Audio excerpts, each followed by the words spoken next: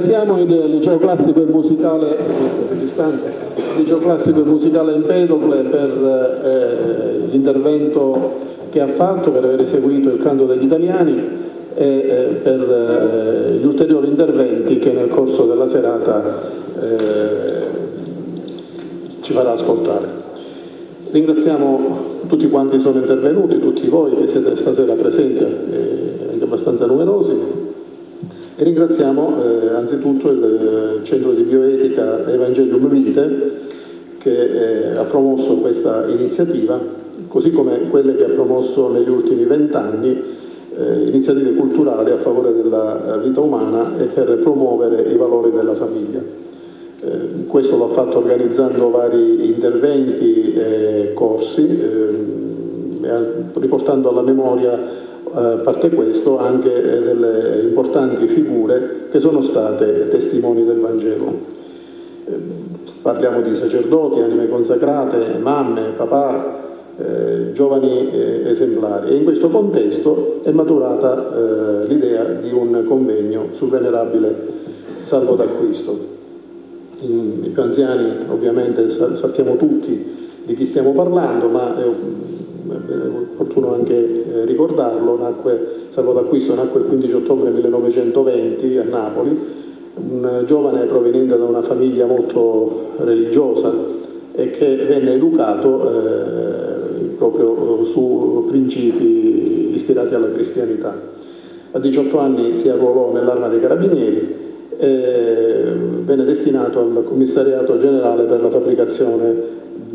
fabbricazioni di guerra. Allo scoppio della Seconda Guerra Mondiale, nel novembre 1940, venne destinato in Libia, dove rimase fino al 1942. Rimpatriato, frequentò il corso per allievi sottufficiali e ottenuto il grado di vicebrigadiere venne destinato a Torre in Pietra, dove si compì il suo destino. Infatti il 22 settembre del 1943 nella torre di Palidoro, in una ex caserma della Guardia di Finanza, si ebbe uno scoppio a seguito dell'intervento di alcuni militari tedeschi all'interno di questi locali. La presenza di esplosivo che era stato abbandonato dai finanzieri, probabilmente maneggiato con poca cura da parte dei militari germanici, provocò questo scoppio che ebbe come conseguenza la morte di 2 di questi militari e il ferimento di altri 2. Il comandante tedesco non volle sapere nulla, non volle sentir parlare di incidente, ritenne che si fosse trattato di un attentato e prima incoricò d'Acquisto, in assenza del comandante della stazione, di indagare sull'accaduto per trovare i responsabili. Poi si ritrovò da sé, nel senso che con un rastrellamento fece arrestare 22 ostaggi. D'Acquisto era arrivato alla giusta conclusione che si fosse trattato di un incidente. Il comandante tedesco invece fece arrestare 22 ostaggi e minacciava di farli fucilare, e l'avrebbe fatto se non si fosse presentato il responsabile di quello che lui presumeva essere stato un attentato. Quando i tedeschi fecero scavare questi ostaggi la fossa dove sarebbero stati sepolti ormai avendo maturato la convinzione che facesse sul serio, cioè che li avrebbe uccisi davvero, prese la decisione, si presentò e disse, anche se non era vero: vabbè, guardate, sono stato io, fucilate me e salvate gli altri. E così avvenne. Un gesto eroico, ma probabilmente per lui, ispirato a principi di cristianità, fu anche il suo modo di essere, il suo modo di affrontare la vita. Bene, passiamo adesso, entriamo nel vivo dei lavori di oggi. Cominciamo con l'intervento di Enzo Di Natale, 2 parole di presentazione.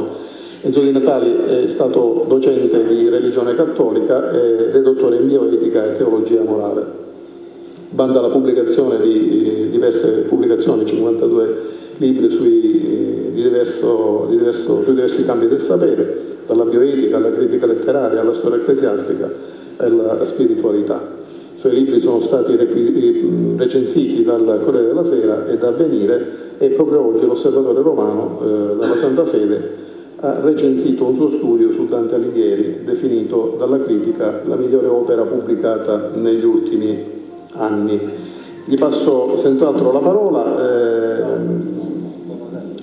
L'introduzione, chiedo scusa. Sì. Il comandante provinciale dell'Arma dei Carabinieri, il colonnello Nicola De Tullio, ci farà una breve introduzione sui lavori. Non me l'ho appuntato. Buonasera a tutti, ovviamente vorrei iniziare con i saluti, con i ringraziamenti. I saluti e i ringraziamenti per Sua Eccellenza il Vescovo Alessandro Damiano, che ha sposato subito l'idea di organizzare un convegno su salvo d'acquisto, su questo personaggio. Tutte le autorità, il prefetto, il sindaco, il questore, i rappresentanti delle altre forze armate e forze di polizia e tutti voi, insomma, che siete nostri ospiti e siete numerosissimi, vi invitiamo a rimanere fino alla fine perché diciamo, questo momento è un momento di festa e come ogni festa ci sarà, no Salvatore, ci sarà un momento, ogni festa ha una torta, quindi trattenetevi fino alla fine, diciamo, sarete premiati con questa torta organizzata e allestita dallo chef pasticcere Giovanni Mangione con i suoi splendidi ragazzi, per cui ci sarà anche un momento finale perché vi invito a rimanere. Io faccio semplicemente un'introduzione che serve a spiegare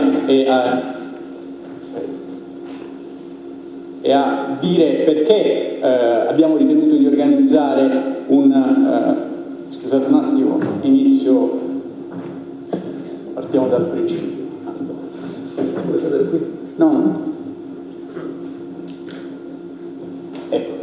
Allora, perché parlare di salvo d'acquisto? Quindi questo sarà il tema su cui mi concentrerò in pochi minuti perché poi ci sono gli approfondimenti del professor Di Natali, che ringrazio perché lui un po' diciamo, offrirà i contenuti della serata, e Don Salvatore che è un po' l'ideatore di questo evento. Allora, quindi il tema su cui mi soffermo per qualche minuto è perché parlare di salvo d'acquisto e voglio utilizzare alcuni strumenti. Allora, 4 in particolare. Il primo è quello che serve un po' a riscaldare l'atmosfera, quindi il cinema, salvo d'acquisto nel cinema, per cui per qualche minuto ora spegniamo la luce e proiettiamo questo video che ci ricorda un po' il personaggio e ci dà insomma qualche emozione in più, per cui speriamo che tutto vada. Ecco.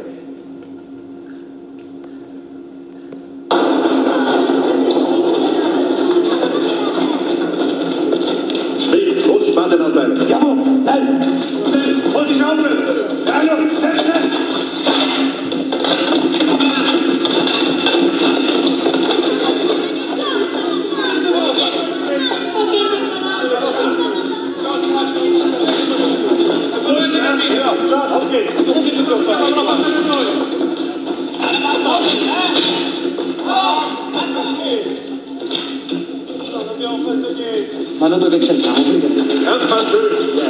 Ma noi che c'entriamo? Che sta povera gente che c'è? Forza scava, sai? Scava!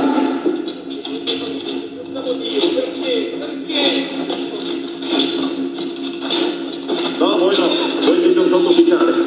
Non c'entrate niente con questa gente. Pescavo con loro. Ma come là? Come fanno? Come fanno? Dipende! Ormai!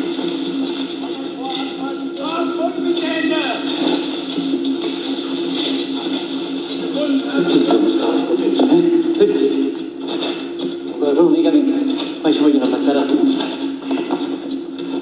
Ma non ci possono ammazzare così. Lo fanno solo per spaventare. È vero, brigadiere? È vero, facciamoci forza, non dobbiamo dargli questa soddisfazione. Vedrete che ne usciremo via.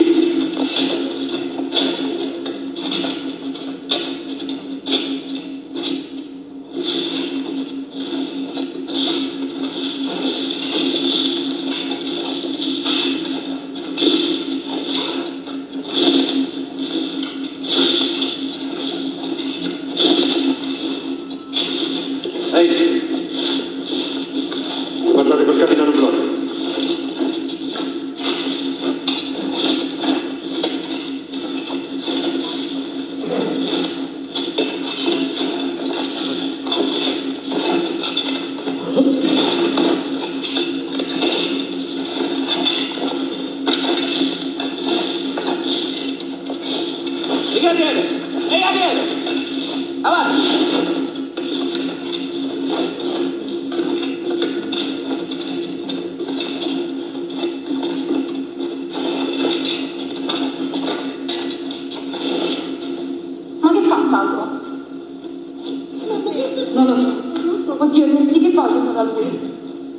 ma non ti preoccupare. Voi volevate un nome? Ce l'avete. Sono stato io. Sono io il colpevole.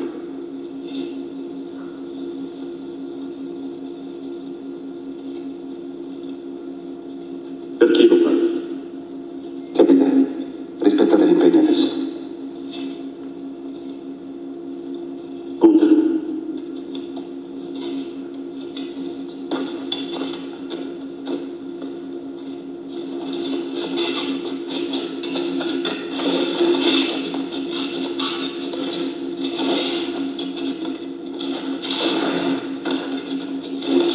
Chi è il capitano?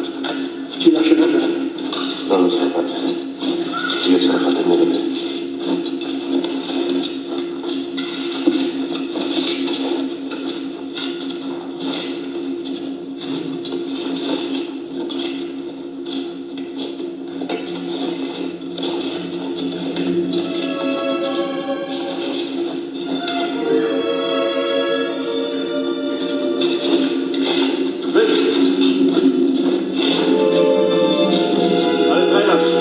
Fuori tutti!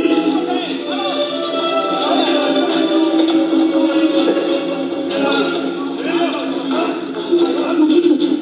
Ma che fanno? Ma li liberano? Oh, li liberano? Ah sì?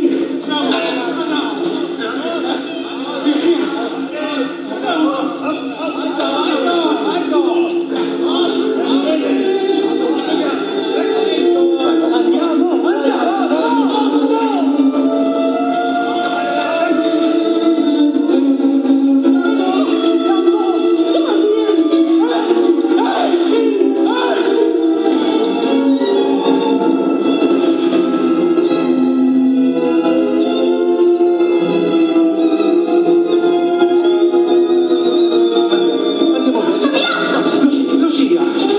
Lucia!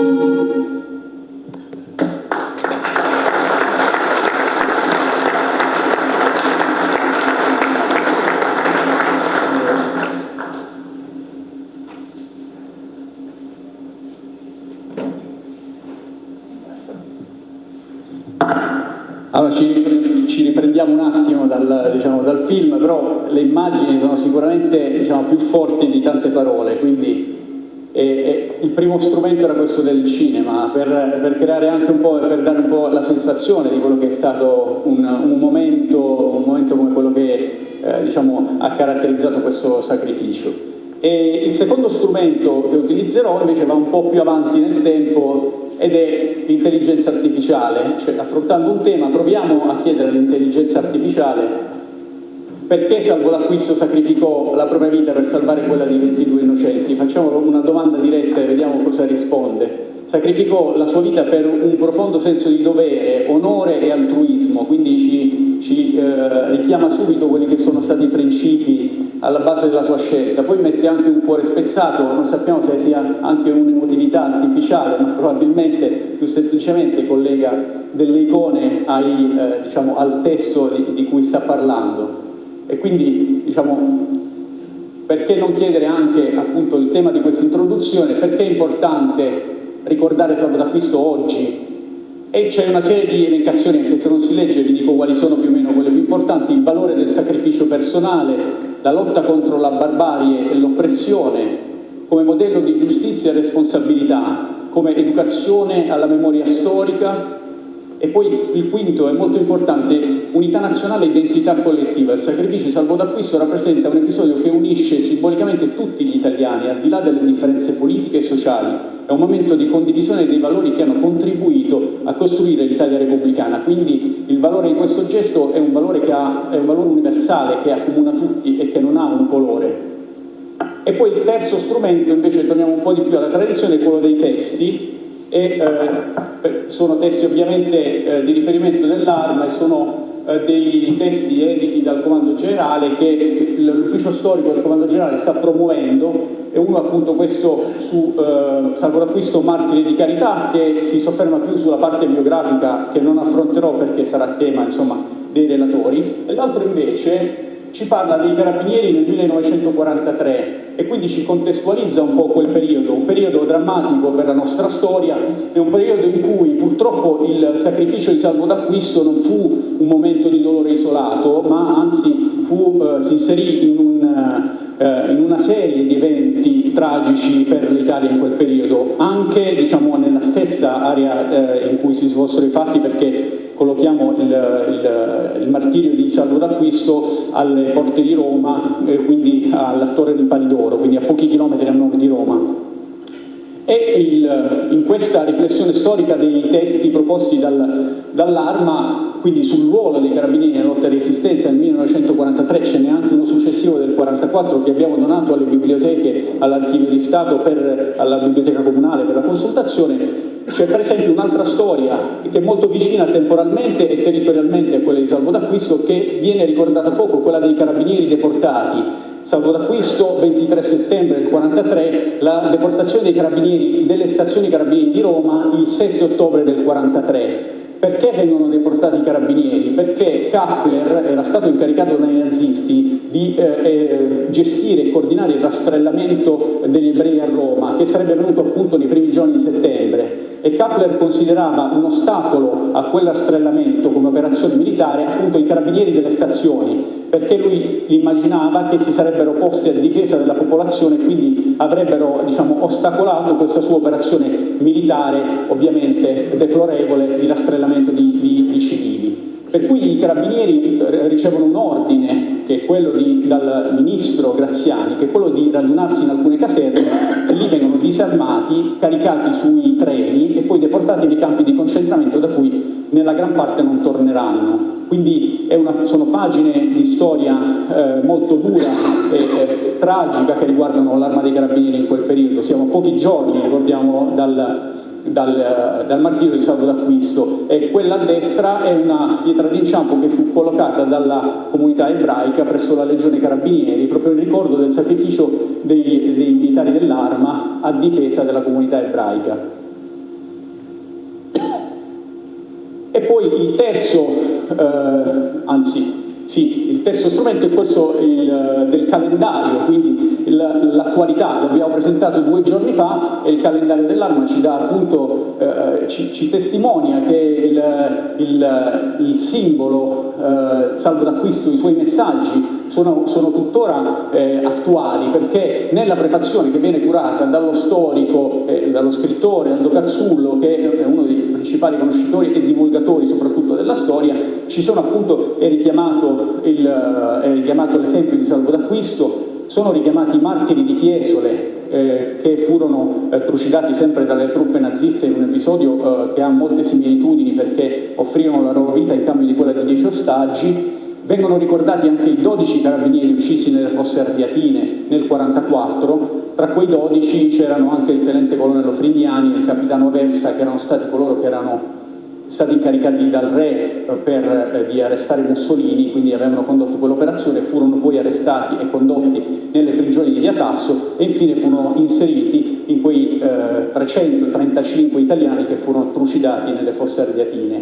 E quindi Salvo d'Acquisto ritorna nell'attualità, nel calendario dell'Arma, quindi in quella che è la nostra tradizione presentata pochi giorni fa. E per creare un po' un collegamento tra tutto quello che abbiamo detto, l'ultima frase di Aldo Cazzullo sulla prefazione del calendario è questa: parla dell'onore di essere un carabiniere. Quindi tra tutti quei valori che abbiamo citato, e sarebbe veramente difficile fare un elenco, e io prenderei come strumento questo concetto dell'onore che fa un po' da collegamento rispetto a tutti gli episodi che abbiamo narrato, ma soprattutto rispetto alla figura di Salvo d'Acquisto.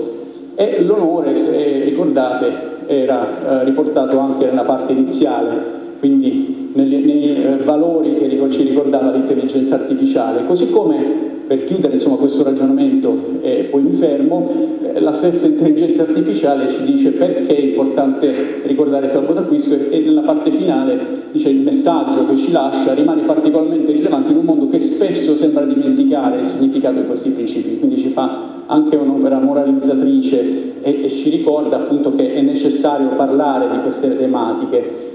E allora che cos'è l'onore? L'onore è solo, come dire, un valore morale, etico, una dimensione spirituale che può esserci o può non esserci? Beh, in realtà no, perché il sacrificio di quelle persone, quelle storie drammatiche che abbiamo brevemente ricordato, furono poi condensate in un testo meraviglioso che è un orgoglio nazionale, che è appunto la nostra carta fondativa, la Costituzione, che è del 1948 e che un po', come dire, rappresentava e riuniva tutti quei messaggi, tutti quei sacrifici, tutte quelle vite umane e quei valori soprattutto. E quindi, diciamo, normalmente un testo giuridico parla di principi, di condotte da tenere. In un testo più elevato, appunto, come la Costituzione, si parla appunto di principi come di diritti fondamentali, di libertà, ma in un testo, diciamo, meraviglioso come la nostra Costituzione trovano posto anche i valori morali come l'onore. E l'onore diventa una prescrizione per tutti coloro che sono incaricati di una funzione pubblica e quindi hanno il dovere di adempiere con disciplina ed onore. Quindi questo valore che è stato sublimato da un martire come Salvo d'Acquisto non possiamo immaginare di emularlo, di raggiungerlo a quei livelli ovviamente nella nostra vita quotidiana, ma quello che dobbiamo fare e che possiamo trarre come spunto è sicuramente avere un riferimento valoriale chiaro, cioè in tutti questi eventi sappiamo noi da che parte della mitragliatrice stare, per intenderci, dalla parte di chi ha posto la sua divisa e la sua vita a tutela degli altri, una divisa che ha onorato facendola valere come protezione per gli altri, e questo è un riferimento chiaro che deve essere, come dire, fermato. E poi è, come dire, un'ispirazione per tutti noi che svolgiamo un incarico pubblico e che sappiamo che onorando la Costituzione e rispettando questa prescrizione e questi valori non facciamo altro che onorare il sacrificio di queste meravigliose persone che ci hanno preceduto. Grazie.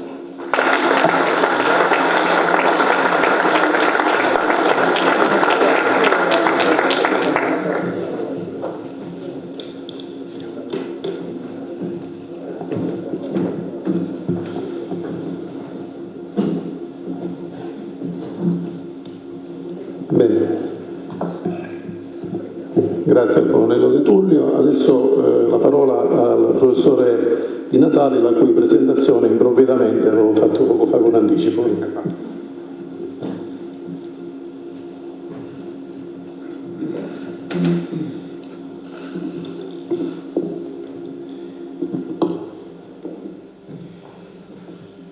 Prima del mio intervento mi sembra doveroso sottolineare che l'iniziativa è stata proposta dal nostro centro di bioetica, ma è un'iniziativa dell'Arma dei Carabinieri è un'iniziativa anche della nostra diocesi di Agrigento.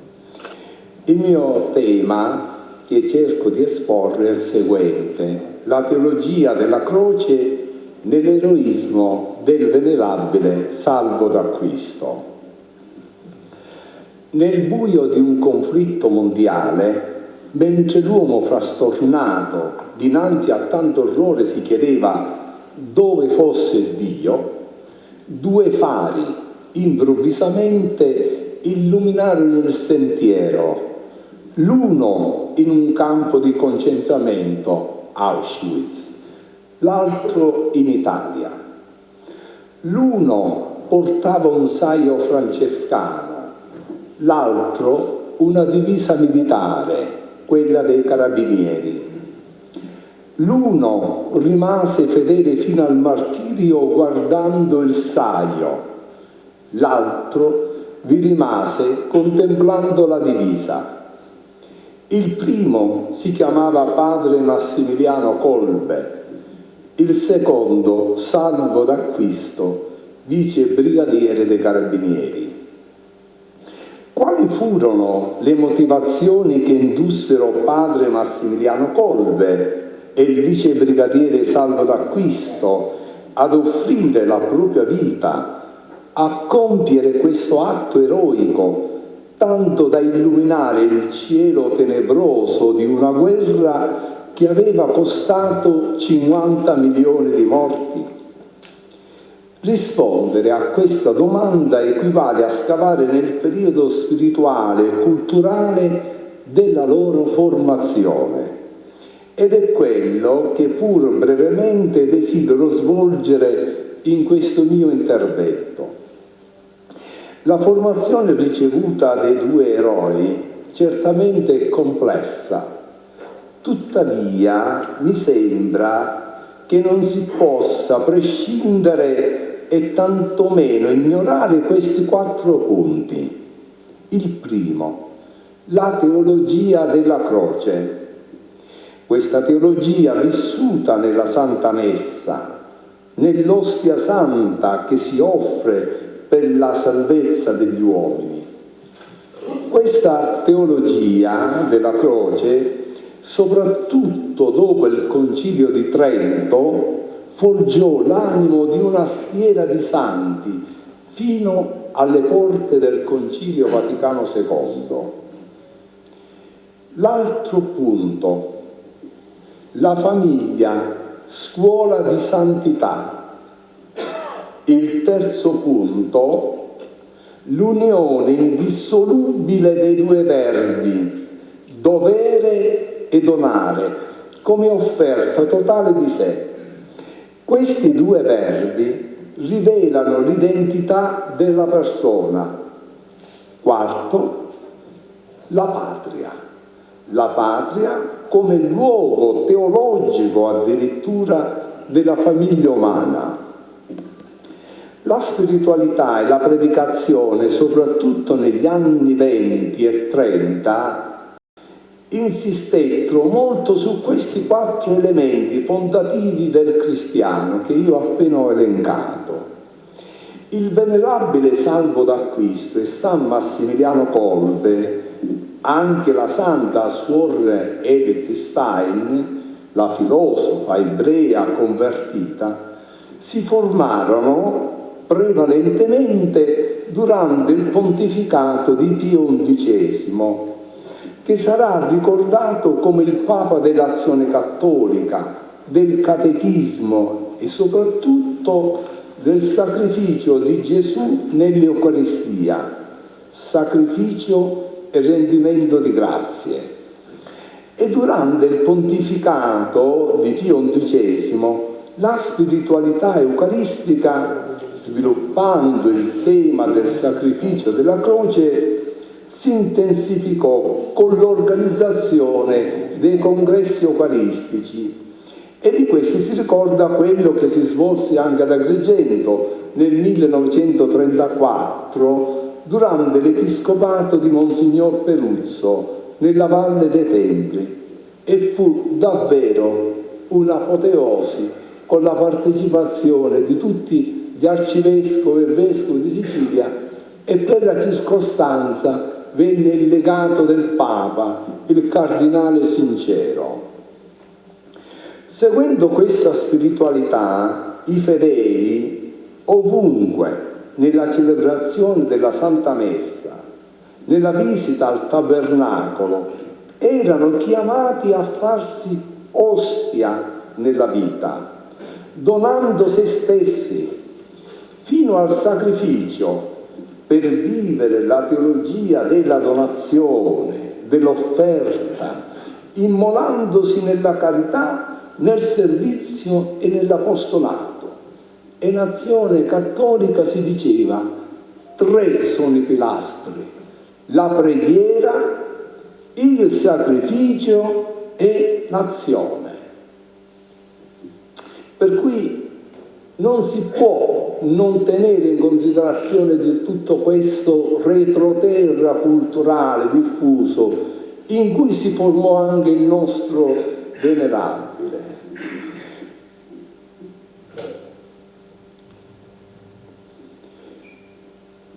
Formatisi in questo insegnamento spirituale, marcato durante il pontificato di Pio XI e diffuso tramite l'opera dei padri missionari, in special modo guarda caso, è tutto come rientra i padri redentoristi, che proprio nel napoletano, nella Campania, nella terra dove visse il nostro salvo d'acquisto, predicarono il tema della Eucaristia, dell'ostia santa come donazione e come sacrificio.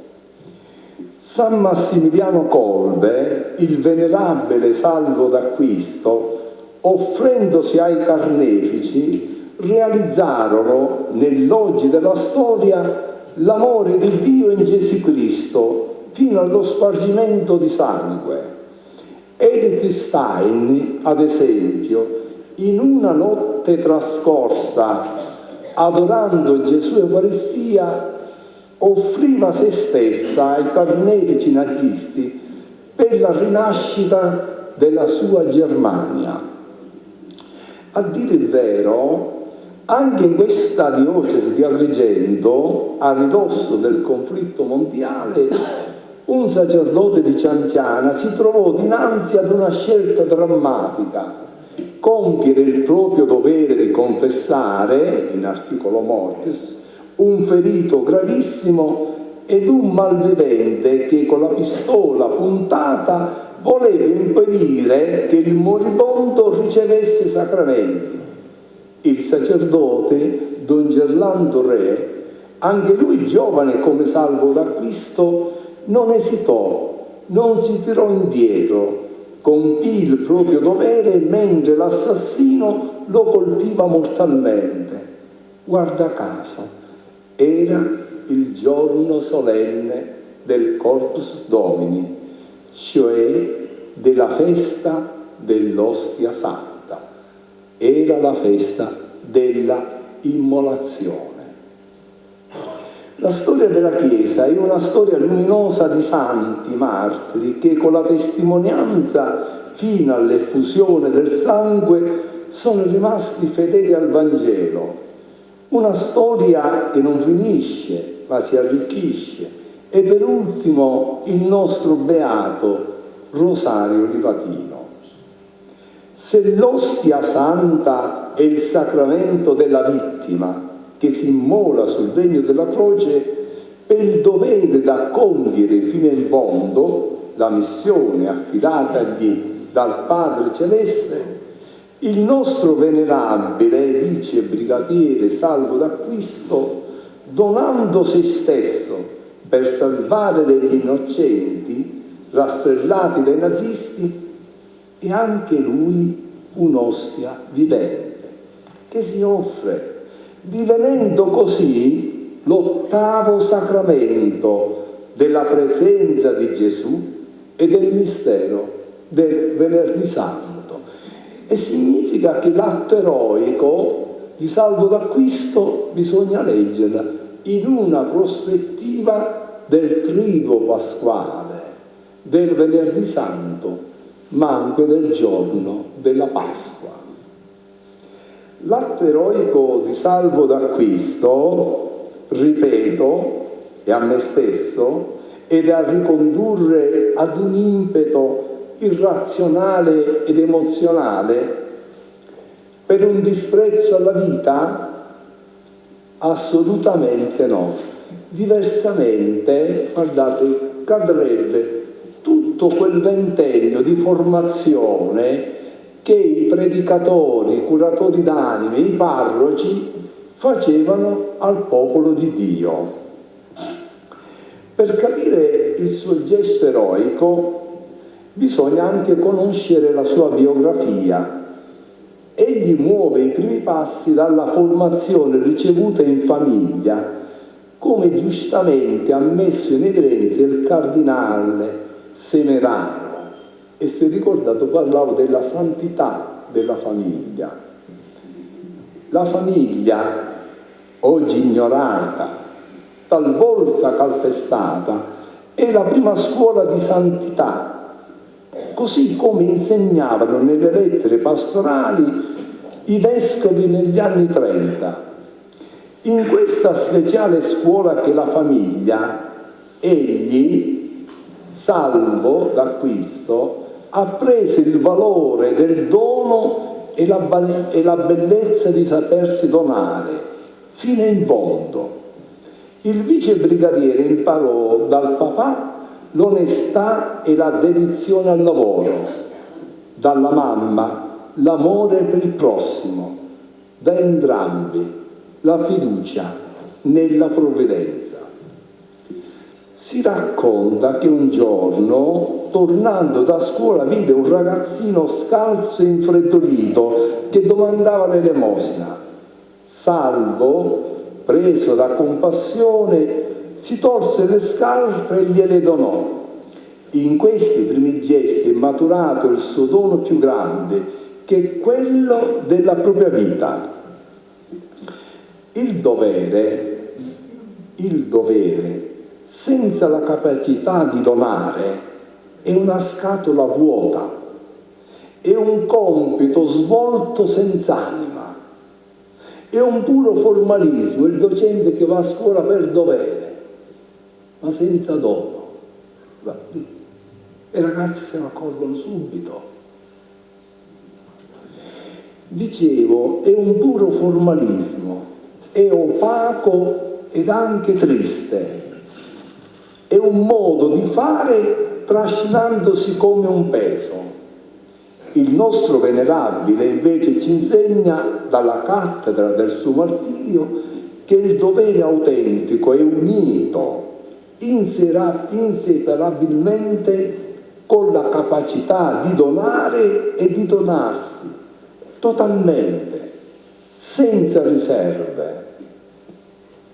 Il venerabile carabiniere Salvo d'Acquisto apprende il valore del dono totale dalle ginocchia materne. E così egli si offre in cambio della vita di quelle persone innocenti scelte a morte dai nazisti. Questi innocenti, queste persone che nel film abbiamo visto, rappresentano in quel momento l'umanità afflitta, disorientata, impaurita, senza scampo. Esse, queste persone, rappresentano la patria, cioè la comunità degli uomini e anche il popolo di Dio, la Chiesa. La frazione di Palidoro del comune di Fiumicino, così come Auschwitz, è la scena in cui si compie un atto della tragedia umana. Ad una scelta nefasta dei nazisti di assassinare 22 persone innocenti, rispose un'altra scelta, sicura, convinta, che fu per la vita, ma questa scelta convinta per la vita dovette passare attraverso il sacrificio di se stesso. Il vice brigadiere si fece fucilare per salvare gli innocenti. Alla scelta colma di odio della divisa militare tedesca rispose così la scelta colma ma di amore di un'altra divisa, quella dei carabinieri. Due divise si contesero il campo di battaglia tra la morte e la vita. La divisa, l'una, quella nazista, una divisa che divide, separa ed è impregnata di odio. L'altra, quella del carabiniere, invece è, lasciatemi nella mia creatività letteraria, è uniforme, cioè unisce, e in greco è simbolon, in latino è sacramentum, in italiano sacramento, sacramento dell'amore, è quella divisa. Si è detto che tutto questo non è avvenuto per caso. Nel ventennio che intercorre tra gli anni 20 e gli anni 40 del Novecento, la gioventù cattolica, sia durante il pontificato di Pio XI, sia di quello del suo successore, Pio XII, rafforza il doppio amore, amore alla Chiesa e amore alla patria, che a dir vero non era assente nemmeno nel pontificato di San Pio X. Servire la patria equivaleva a servire la comunità degli uomini affinché crescesse nella concordia, nella pace, nella prosperità e nel benessere. E questo non era concorrenziale al servizio per la Chiesa, poiché si percepiva la perfetta sintonia di ciò che gli storici chiamano il cosiddetto cattolicesimo municipale, dove in un qualsiasi comune tutti si riconoscevano cittadini e cattolici. La festa, ad esempio, era religiosa e anche civile. Il dovere verso la Chiesa equivaleva al dovere morale verso la patria, intesa come popolo con una propria identità culturale. Nella prospettiva di una società cristiana tipica di quel periodo, non poteva esserci alcuna divaricazione tra patria e Chiesa, anche a prescindere dalla forma di governo che guidava la nazione. La patria, insomma, per i valori umani e cristiani, per l'arte diffusa in ogni angolo, ricca di modelli di santità, aveva una concezione mistica. I vescovi, nelle loro lettere pastorali, ho potuto notare, sollecitavano il popolo di Dio a venire incontro ai bisogni della patria, soprattutto nei momenti calamitosi. Ad esempio, per il terremoto di Messina del 1908 scrivevano: la patria è ferita, la patria piange i suoi figli, amiamo la patria.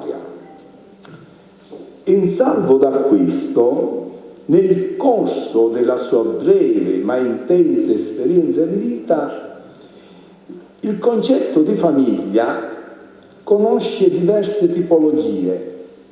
La famiglia naturale, dove è nato e cresciuto, la famiglia degli amici del periodo giovanile, la famiglia dell'Arma dei Carabinieri e infine la famiglia del comune di Torre in Pietra, dove è chiamata a svolgere il servizio come responsabile dell'ordine pubblico.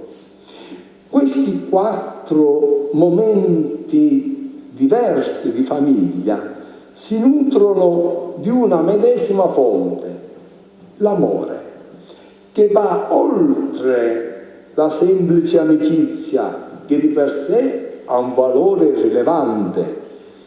Tuttavia non c'è amicizia sincera senza un amore autentico. E così, a mio sommesso parere, questi 4 elementi sono proprio elementi nel senso pieno della parola, i pilastri, gli elementi che hanno contribuito a formare la personalità del nostro salvo d'acquisto, elementi fondamentali che erano diffusi nella società, nel mondo cristiano, attraverso l'opera di vescovi e predicatori.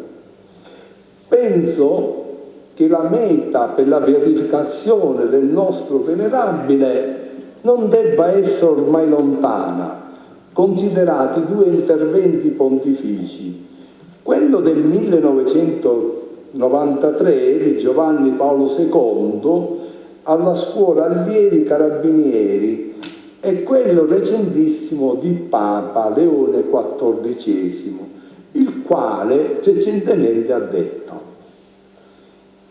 il venerabile salvo d'acquisto anch'egli prossimo alla beatificazione.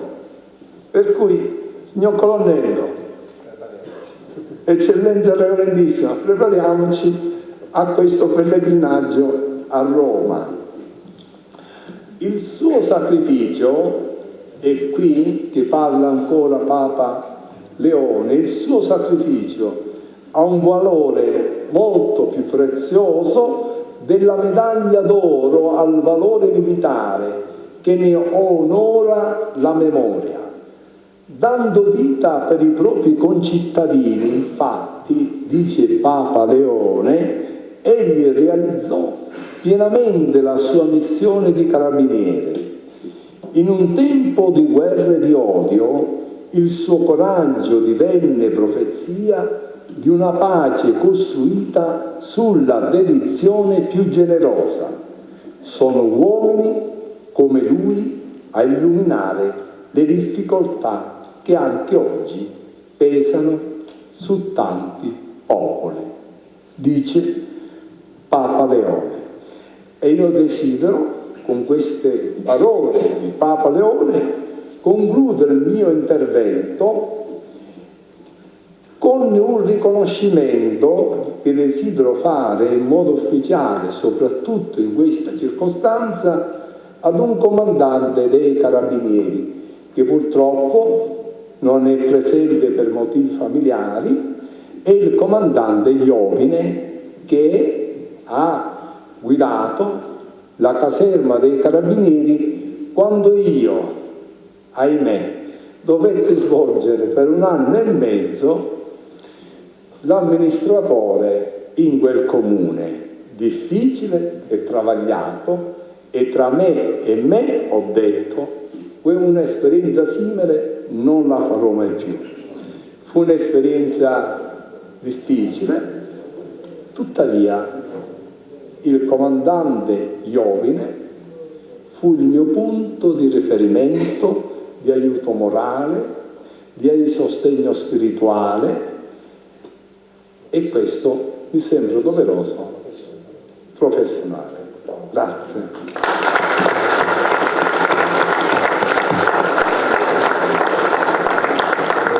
Bene, nell'invitare il professore e i ragazzi del Liceo Classico e Musicale Empedocle ci uniamo tutti nell'augurio che il processo di beatificazione di salvo d'acquisto venga portato a compimento nei tempi più rapidi, e come dice il professore Di Natale ci prepariamo a questo pellegrinaggio.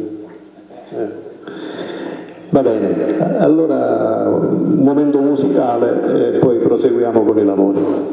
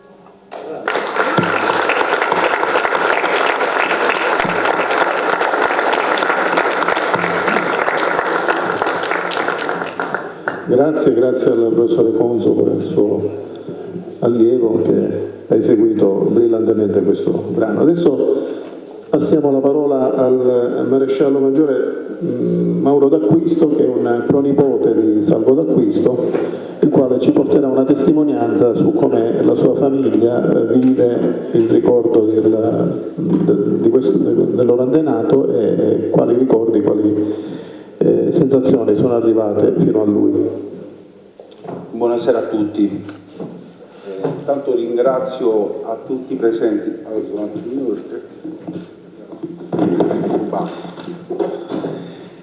Ringrazio a voi tutti qui presenti e soprattutto a chi ha organizzato e ha dato l'opportunità di parlare di questa figura, di questa persona di grande valore come Salvo D'Acquisto.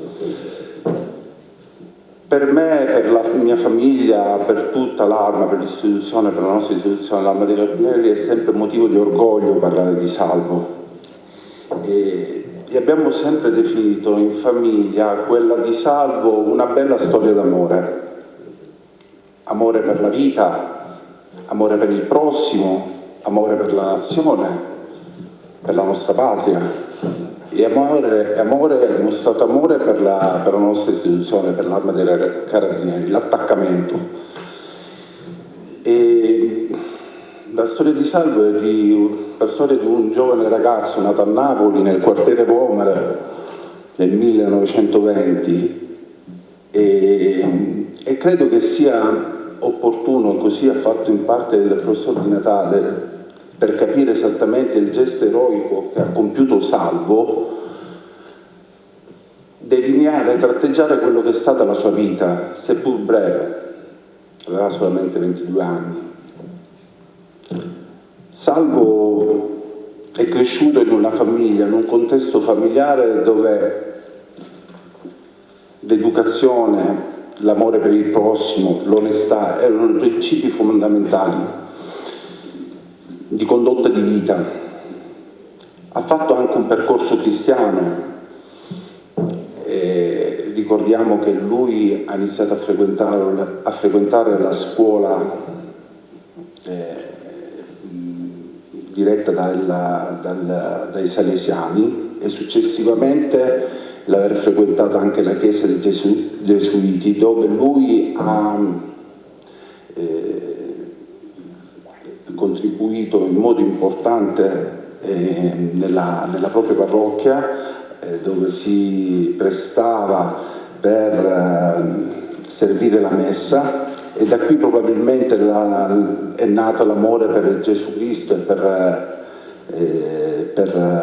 la fede cristiana. Noi in famiglia non abbiamo tanti ricordi, per ovvi motivi. I ricordi sono le testimonianze di chi ha vissuto in parte Salvo.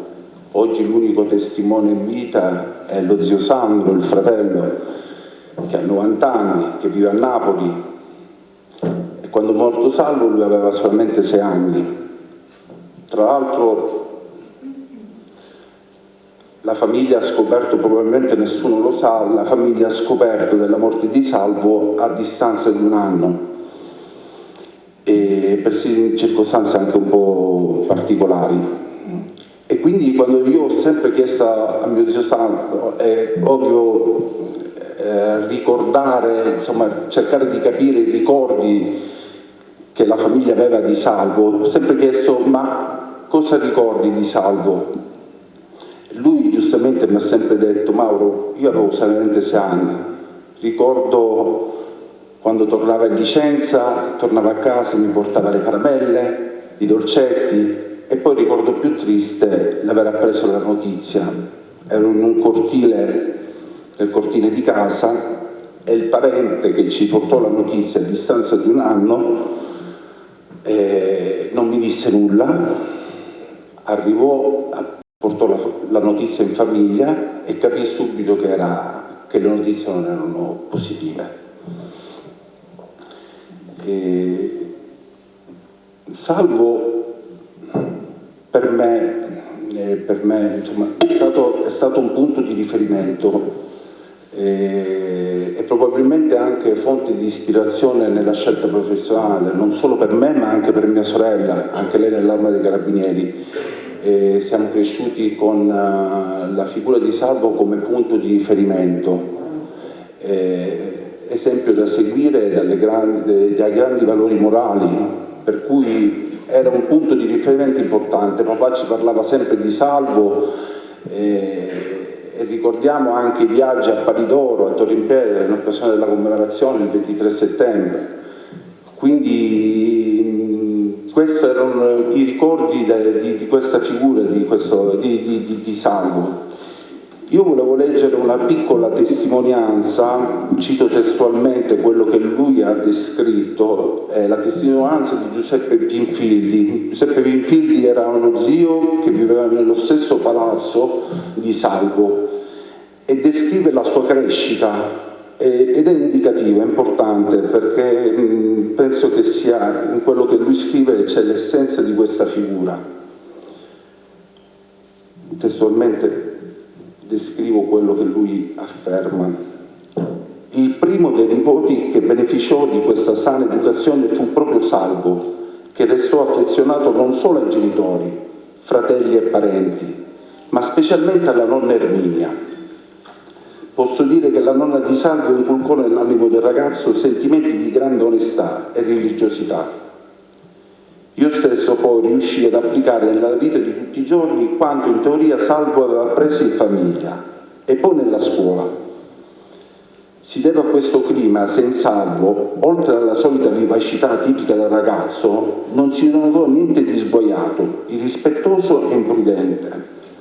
Anche al tempo della scuola d'asilo, dalle suore alle elementari, si rivelò giudizioso e buono. Fin da allora mostrò una saggezza e prudenza più grandi di quelle normali alla sua età. In chiesa, sia la messa domenicale, sia la funzione eucaristica serale di ogni giorno, si distingueva per la pietà e il raccoglimento. Questa è una testimonianza che è riportata in molti libri che descrivono la figura di Salvo e credo che sia forse, ecco, proprio come dicevo poc'anzi, l'essenza di quello che è la figura di Salvo. Per me, ripeto, è un riferimento e credo che anche per tutta la nostra istituzione, per la nostra Arma dei Carabinieri, insomma qualsiasi militare si deve ispirare a quello che ci ha trasmesso, ci ha voluto comunicare Salvo con il suo messaggio, con la sua vita.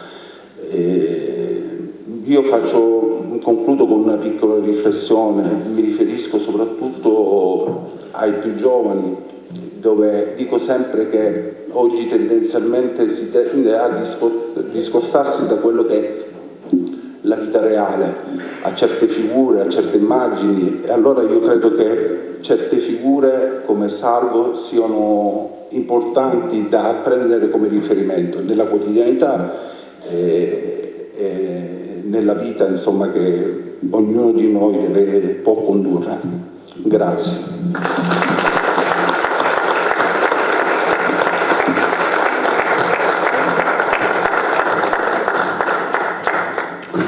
Adesso, prima di passare la parola a Don Salvatore Falzone, dell'anno militare della Legione Carabinieri Sicilia, un momento di due poesie, una di Giuseppina Mira che... Prego. La leggiamo e poi...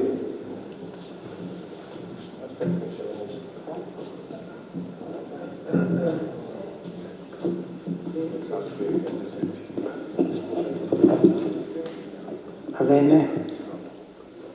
Buonasera a Sua Eccellenza, Monsignore Alessandro Damiano, al signor Prefetto, al signor Questore, al Colonnello, al signor Sindaco, a tutte le autorità, ai relatori, a tutti i convenuti a questo evento molto importante per ricordare Salvo d'Acquisto. Salvo d'Acquisto, desidero dire, prima di farvi ascoltare la poesia, per me è poesia, perché ha scritto la poesia della sua vita. Non è poeta solo chi scrive opere in versi. Il vero poeta è quello che fa della sua vita una poesia, come Salvo d'Acquisto. Per me Salvo d'Acquisto è amore, amore per il bello, il giusto, il vero, l'onore, la solidarietà, la bellezza, l'amore. Tutto questo è cultura, tutto questo è civiltà, e lui ha amato tutto e tutti sino al sacrificio della sua vita, sino al martirio, per crucermi ad illugermi per illugermi, e lui rappresenta la luce in tutti i sensi, martire di carità, non solo in questo gesto che ha compiuto per salvare 22 innocenti, tra cui c'era anche un bambino di 7 anni, ma lui ogni giorno si prodigava per la carità, per i bisognosi, i bambini, e non sopportava i bulli, assolutamente. Allora dovrebbe servire d'esempio, dovrebbe essere conosciuto in tutte le scuole affinché i bulli diventino belli, e dobbiamo avere come esempio Salvo d'Acquisto, che sia la luce di Salvo d'Acquisto un modus vivendi, uno stile di vita. Non possiamo arrivare a suo livello, ma almeno nelle piccole cose, nell'amore, nel rispetto verso tutto e verso tutti, e per me che sono cattolica, nell'amore verso Gesù. Io ringrazio di cuore il colonnello Nicola De Tullio, sono emozionatissima perché quando mi ha chiesto di scrivere la poesia io mi sono documentata e mi sono innamorata di Salvo d'Acquisto. Io lo considero uno dei miei angeli custodi, io lo prego per ottenere delle grazie e gli affido anche delle persone, e spero che al più presto diventi santo. Quindi doppiamente grazie, colonnello. E adesso la poesia. A Salvo d'Acquisto, vice brigadiere, medaglia d'oro al valor militare, alla memoria. Sotto la torre di Palidoro, fucilato innocente, la tua denuncia alla vita, per la vita degli ostaggi civili, anche essi innocenti. Più in alto della torre la tua dignità si alzò e giunse sino al cielo che l'abbracciò, e sommerse di cantore il cesto tenebroso dei carnefici, ma essi riconobbero il tuo coraggio e risuonava intorno l'eco del tuo grido: viva l'Italia, che svelava la tua appartenenza all'amore per la patria, per l'arma dei carabinieri, per la civiltà, e salvasti gli innocenti con lo spirito di abnegazione e la tenerezza di un padre.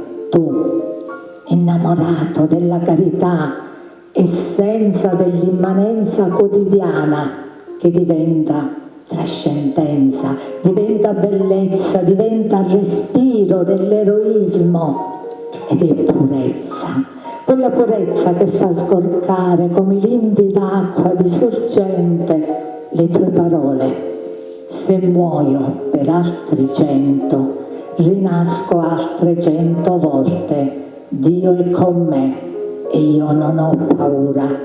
Innamorato di Dio, non ti perdevi negli anfratti dell'ansia, del timore, dell'angoscia, e hai lasciato in eredità all'arma dei carabinieri, alla quale hai giurato di essere nei secoli fedele, la tua umanità palpitante di divinità, patrimonio morale delle forze armate che difendono la giustizia per aiutare tutti ad essere giusti, ed è risurrezione dell'onestà, della solidarietà, della democrazia, della libertà, del dovere di essere al servizio, prima di tutto degli emarginati, dei poveri, dei fragili, dei perseguitati ed è luce per la storia, per l'Italia, per l'Arma dei Carabinieri, per la famiglia umana, e rinasce la coscienza della fede nell'amore con te, salvo d'acquisto, con te, già beato nel grembo di tua madre, con te beato, per la genuinità di ogni tuo pensiero, sentimento, gesto, con te, che ispiri ogni carabiniere ad essere il riverbero del sole in ogni tempo, in ogni dove, per non far perdere alla primavera della vita il suo splendore. Grazie.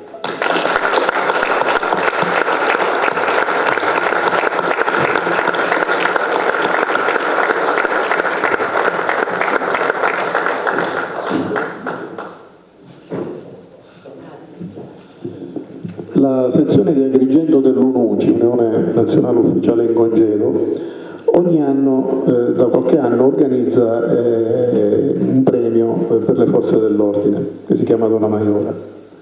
Questo premio, dalla seconda edizione in poi, prevede un concorso per le scuole.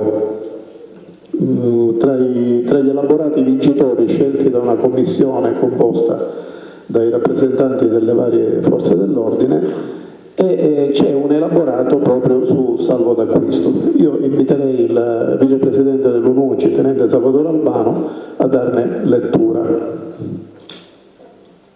È una poesia scritta da 3 ragazzi della scuola media dell'istituto Agrigento Centro di Agrigento, e praticamente credo che siano 2 gemelli, perché dai cognomi risultano Samuele Colonna, Alberto e Giulia Romoli.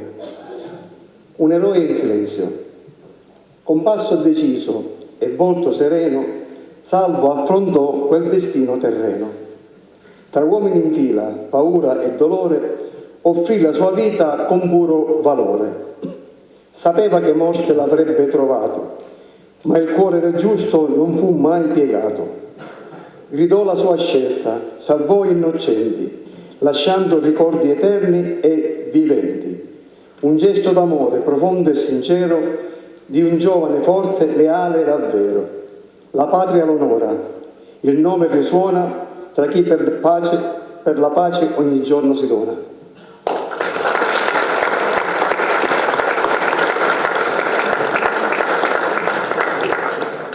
Bene. Adesso la parola a Don Salvatore Falzone, cappellano militare della Legione Sicilia.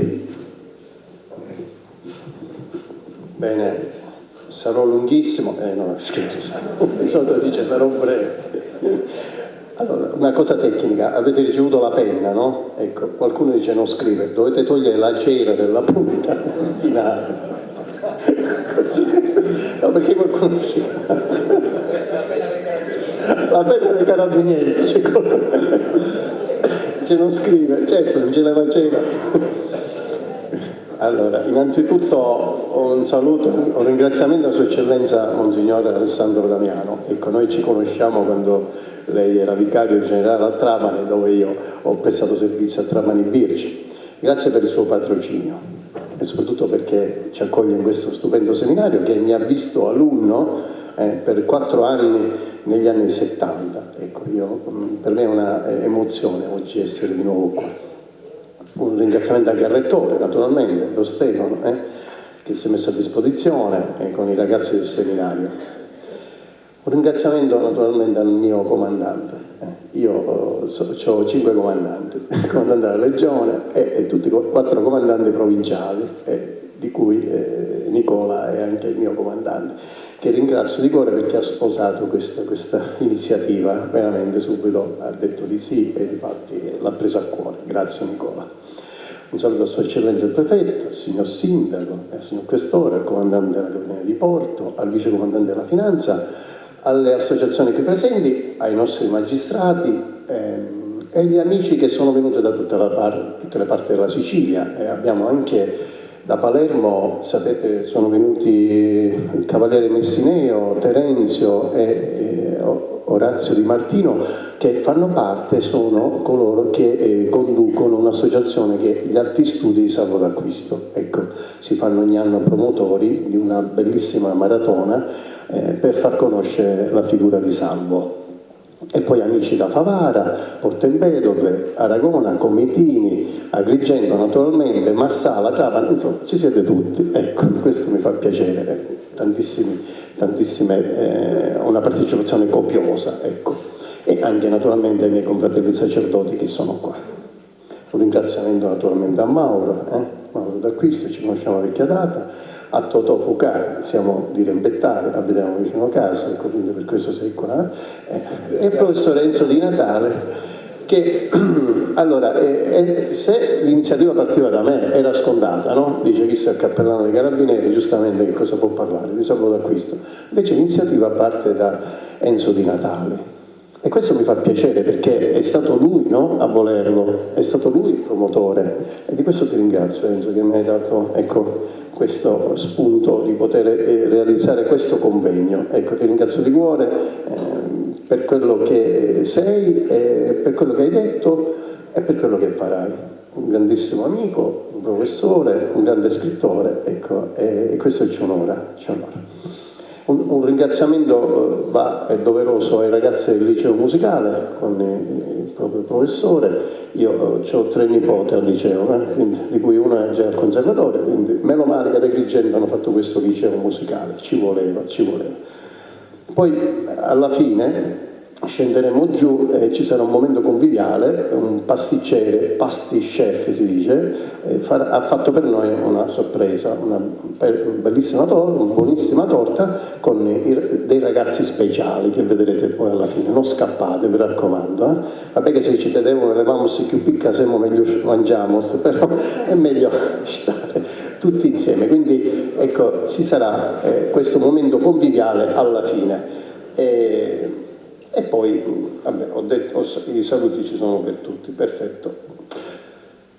Che cosa ci fa un sacerdote nel mondo militare? Purtroppo, non dico questa legislazione, ma quella passata ha voluto, tra virgolette, ridurre il numero dei cappellani. Non so per quale motivo, ma potrebbe essere un motivo, chissà, ovvio, perché, non lo so, si va contro quella che a volte, sapete, c'è un attacco nei confronti della Chiesa e nei confronti anche di chi indossa una divisa o un uniforme. Comunque, non voglio essere polemico, ma anche all'interno della Chiesa a qualcuno dà fastidio. Che ci fa un sacerdote nel mondo militare? Semplice. Perché un militare, un carabiniere, uno della Marina, finanziere, un poliziotto, ha un'anima. Quindi dove c'è un'anima c'è un sacerdote, c'è la Chiesa, è normale. Ora, quando nel catechismo c'è scritto che la legittima difesa è contemplata, il carabiniere, il poliziotto non è che ha la pistola per offendere, ma per difendersi, per difendere. Quindi lo dice il catechismo della Chiesa Cattolica, quindi noi veniamo difesi da loro, quindi c'è, ecco, questa tutela, questo, diciamo, custodire la nostra vita, E qui si inserisce Salvo d'Acquisto, il quale è stato custode della nostra vita, del nostro corpo, del nostro essere. Quelle armi non servono per fare guerra, non si è naturalmente guerrafondai. Ecco perché il sacerdote è inserito nel mondo militare. Io inizio con la mia prima esperienza nell'esercito a Verona. Inizio lì, faccio la mia esperienza con l'esercito, l'ordinario militare dell'epoca, Monsignor Bagnasco, mi ordina sacerdote e dice vattene a Verona, così impara, inizi dal nord. Poi passo all'aeronautica, a Roma, poi a Trapani Birgi, sempre aeronautica.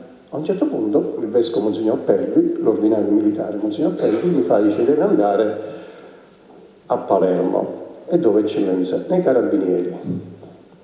Allora, siccome noi abbiamo doppia obbedienza, no? Al nostro vescovo e come cappellani militari allo Stato, però prevale quello del vescovo naturalmente. Eccellenza, mi ha inorgoglito, però devo essere sincero, un peccato di orgoglio l'ho fatto perché, non perché le altre forze armate sono di meno, attenzione, sono stupende, cioè, però sapete, carabinieri, dico, mi fa piacere, eccellenza, anche se io mi trovo bene a Trapani, sia come città come ambiente, militare, l'aeronautica, obbedisco. E quindi arrivo a Palermo.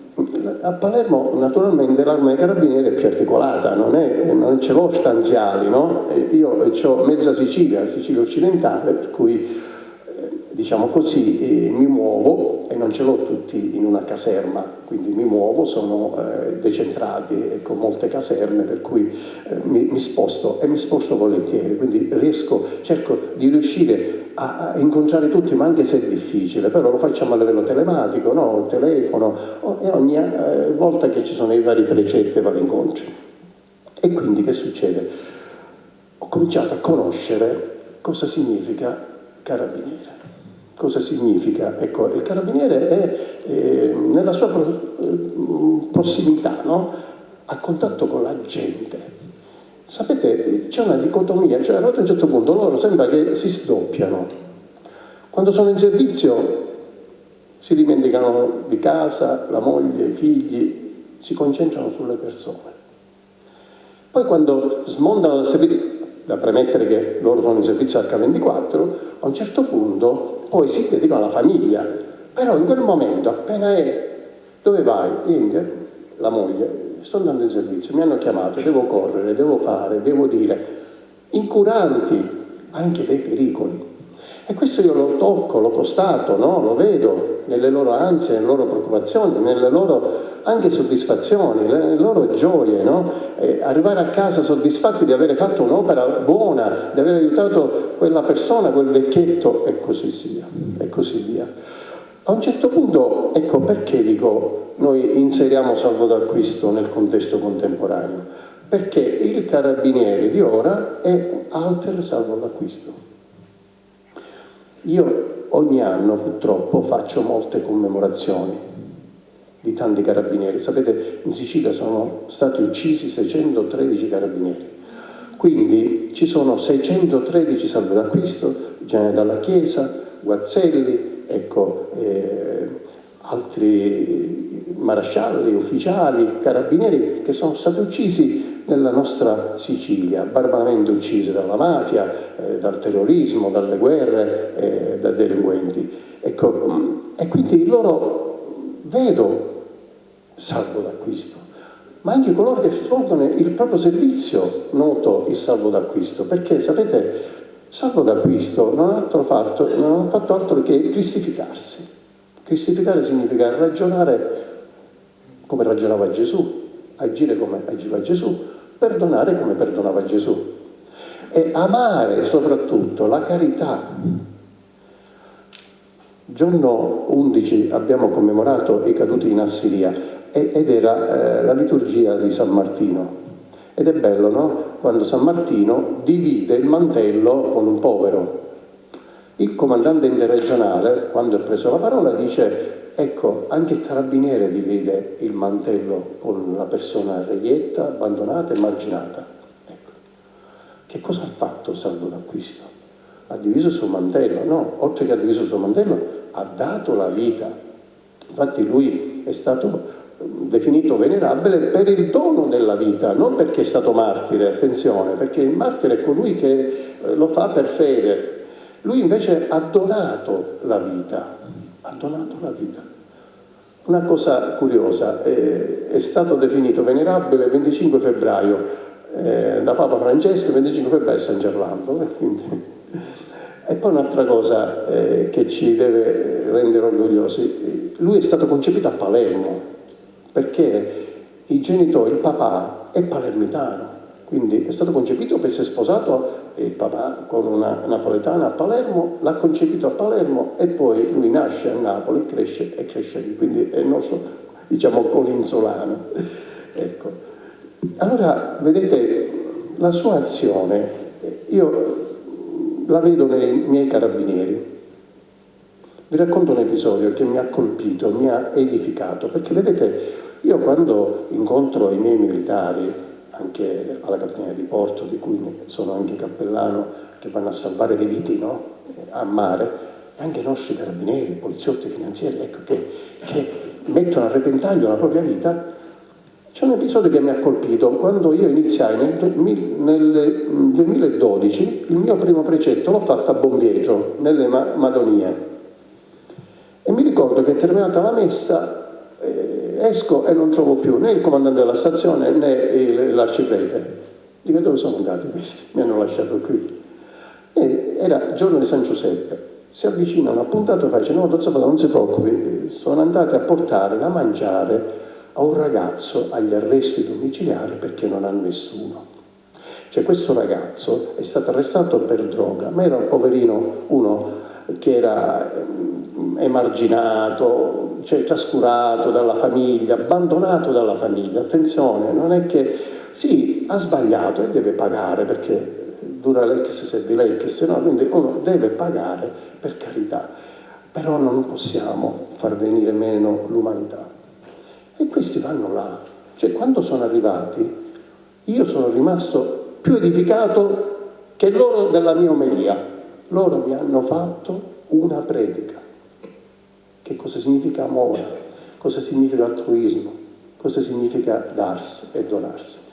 Ecco, questo è il carabiniere, questo è salvo d'acquisto. Quindi ogni giorno c'è un salvo d'acquisto in ogni stazione, pronto ad ascoltare, pronto a dare la mano, a incontrare e soprattutto a mostrarsi caritatevole verso il prossimo. C'è da dire anche un'altra cosa, che il nostro salvo d'acquisto recitava anche il rosario, era devoto alla Madonna. E la Virgo Fidelis c'entra molto. Perché? È bello fare questa analogia con la Virgo Fidelis, perché la Virgo Fidelis, sapete perché si dice Virgo Fidelis? È stata fedelissima, no? Che è rimasta ai piedi della croce mentre tutti erano scappati via. Gli apostoli tutti sono andati a chiudere nel cenacolo, dice che esce di qua, così ci ammazzano. Ai piedi della croce c'era Maria, San Giovanni, Maria di Cleofa, la Maddalena, ecco, sono rimasti lì, ai piedi della croce, nella piazza. Non sono scappati, potevano essere uccisi, potevano essere arrestati e uccisi, e invece non rimangono lì. E così fu per salvo d'acquisto, pensate un po'. Cioè, avevano ricevuto gli ordini, le altre forze armate, forze di polizia, di abbandonare le caserme perché i tedeschi erano diventati nemici. Salvo d'acquisto dice, io di qua non mi muovo, io rimango con la mia gente, fedeli nei secoli, ai piedi della croce. E quella croce per lui è stata l'ultima cosa, ma non l'ultima in assoluto, perché attraverso quella croce c'è la resurrezione, perché le anime dei giusti adesso sono al cospetto di Dio, e salvo d'acquisto era al cospetto di Dio. Quindi lui si è immolato ed è morto ai piedi della croce. Ecco, e così sono i nostri carabinieri, non scappano davanti al pericolo. Ecco, questo significa. E salvo d'acquisto ha incarnato questo. Ecco perché dico si è cristificato. Ecco, noi non ci rimane che vedere come modello, paradigma di orientamento del nostro caro salvo d'acquisto, che i nostri carabinieri, sapete, in caserma c'è, oltre il crocifisso naturalmente che deve esserci sempre, la Virgo Fidelis, poi c'è salvo d'acquisto, viene dalla Chiesa e altri carabinieri che si sono dati. Ecco, è importante questo, emulare ciò che hanno fatto questi nostri fratelli, che non sono eroi, attenzione, sono cristiani che hanno dato la vita per il prossimo. Per che cosa? Per la carità, per amare. Sapete quando sono usciti poi i discepoli dal cenacolo, quando hanno ricevuto lo Spirito Santo? Siccome salvo d'acquisto l'ha ricevuto nel battesimo e nella cresima, è uscito fuori e si è dato e si è donato. Ecco, noi lo ringraziamo e chiediamo, no? Con insistenza che possa diventare subito beato e anche santo, e noi invochiamolo. Sapete, tanto per fare una battuta, io ogni volta dico, quando si invoca un santo, dico invochiamo i santi disoccupati, perché ci vuole un miracolo, no? Quindi magari San Paolo Cristo, magari in questo momento è disoccupato, chiediamogli, no, a lui qualche grazia, in modo tale che se avviene questo miracolo possiamo andare avanti. Ma c'è un miracolo, che noi siamo qui, è un miracolo che chi ci crede ancora indossa questa gloriosa divisa, uniforme. Ecco, questo è un miracolo e questo lo diamo anche al sacrificio estremo del nostro fratello San Paolo Cristo. Grazie di cuore a tutti.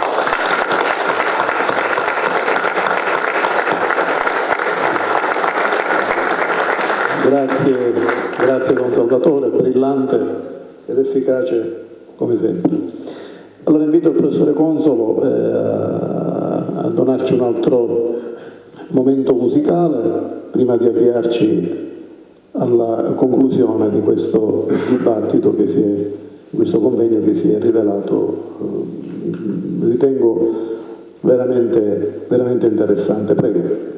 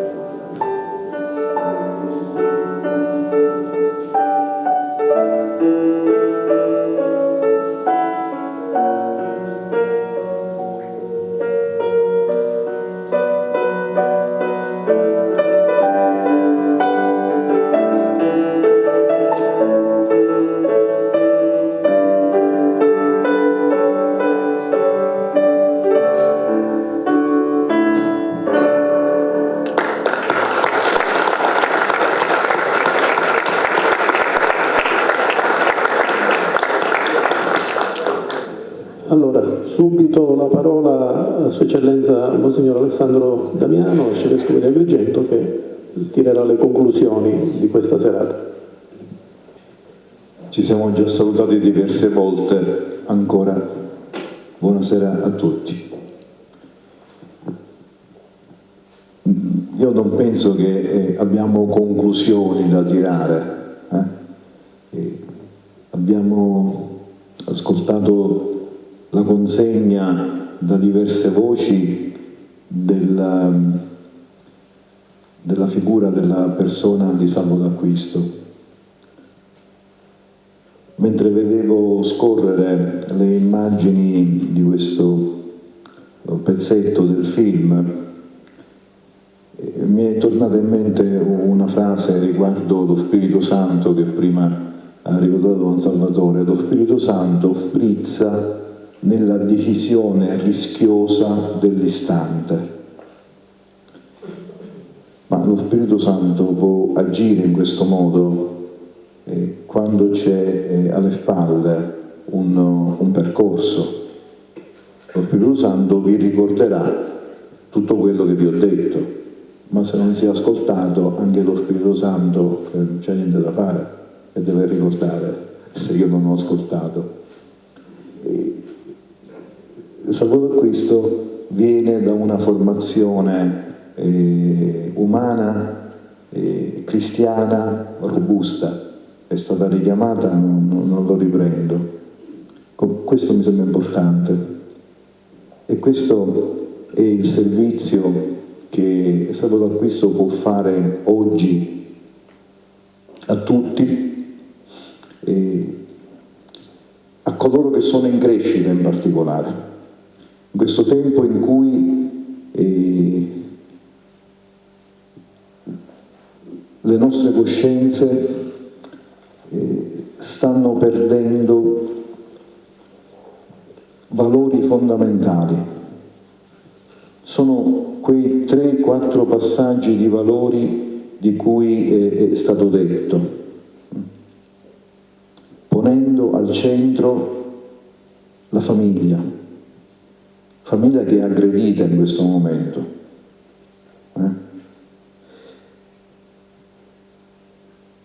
D'Acquisto è un testimone di questi valori e abbiamo bisogno di testimoni perché la nostra coscienza possa essere nutrita di valori positivi, di valori veri che scarseggiano. La nostra coscienza subisce questa corrosione di valori e dalla corrosione non può che nascere la corruzione. E allora io direi smetto di parlare e invito, accogliendo anche l'invito che veniva a che possa essere beato, santo presto, la preghiera scritta dall'allora ordinario militare per l'Italia, Monsignor Santo Marcenò, la preghiera per la beatificazione di Salvo d'Acquisto. Quindi non concludiamo stasera noi apriamo un passaggio successivo e lo facciamo con un mezzo potente che è la preghiera, non sono i droni, che è la preghiera. La preghiera ce l'abbiamo? Ecco. E non è quella che avete trovato nell'immaginetta, quella lì è la preghiera della Virgo Fidelis. Questa qui invece è la preghiera per la beatificazione di Salvo d'Acquisto. Preghiera per Salvo d'Acquisto. Signore, tu sei la vita. Grazie perché Salvo d'Acquisto ha donato la sua vita di giovane carabiniere per difendere e salvare la vita dei fratelli, fino al sacrificio offerto per amore. Signore, tu sei l'amore. Grazie perché in Salvo d'Acquisto mostri che l'amore è più forte della morte e trasforma l'odio, la violenza, la vendetta in un'invincibile forza di pace. Signore, tu sei la pace. Grazie perché Salvo d'Acquisto ha contrastato ingiustizie, menzogna, potere, insegnando che chi serve la verità sa infondere in ogni gesto vera bellezza. Signore, tu sei bellezza. Grazie perché la testimonianza di Salvo d'Acquisto sgorga dalla sua fede e dalla sua preghiera e può aiutare anche noi a vivere di te e a portarti ai fratelli nel servizio gioioso e santo. Signore, tu sei il santo. Fa che la santità di Salvo sia presto proclamata. Ispiri i carabinieri, i militari, i capi dei popoli, i giovani e tutti noi, e tu ti renda operatori di pace. Per sua intercessione dona al mondo la tua pace e concedici la grazia che ti chiediamo. Amen.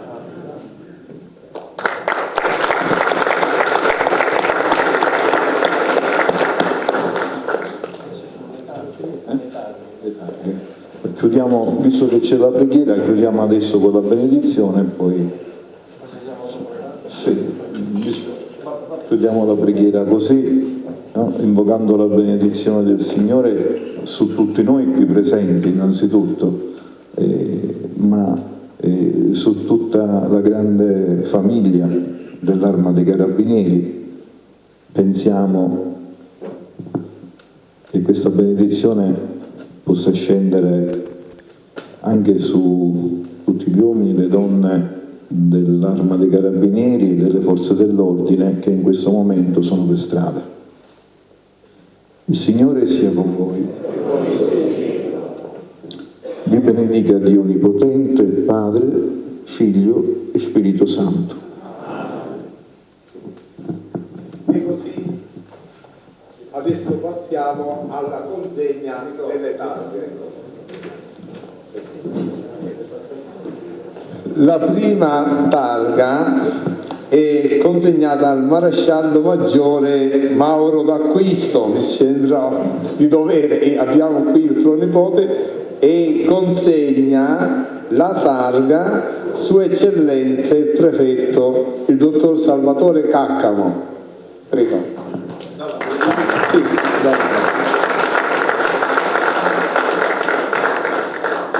la foto del rito, ovviamente.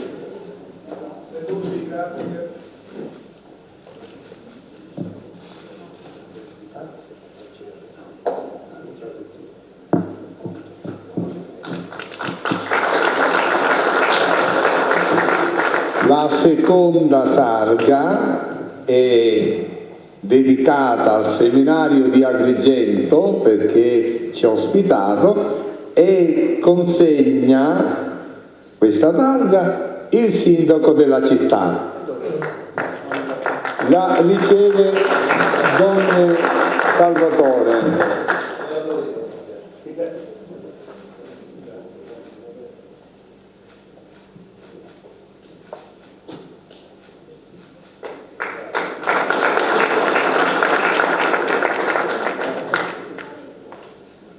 Professoressa Giuseppina Mira, ma ti sei alzato, lo sai che cosa devo fare?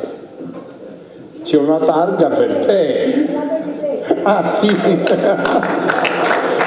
una targa, la nostra poetessa consegna il signor colonnello dei Carabinieri Nicola De Tullio. Ecco la foto di lui.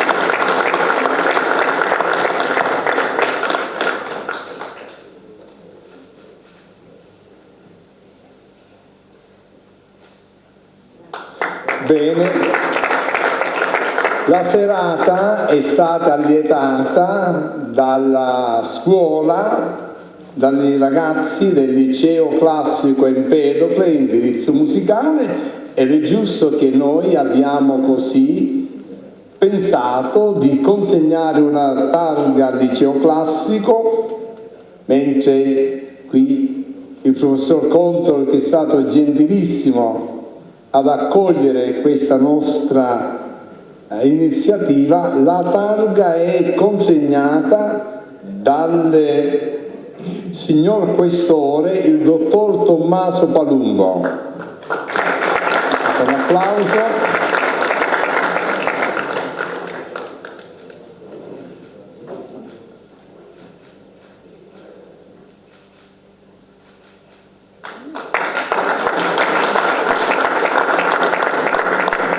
Ebbene, abbiamo l'ultima targa, è stato eccellente nella conduzione di questa serata il nostro carissimo Totò Salvatore Fucà, e abbiamo pensato una targa anche a lui, e devo dire che il carissimo Salvatore è una figura molto ma molto vicina all'Arma dei Carabinieri, è vero?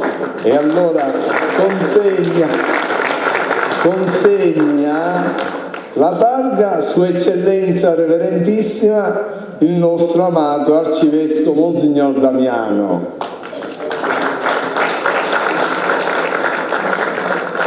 Ecco, c'è la foto del rito, la foto è fatta, manca l'applauso.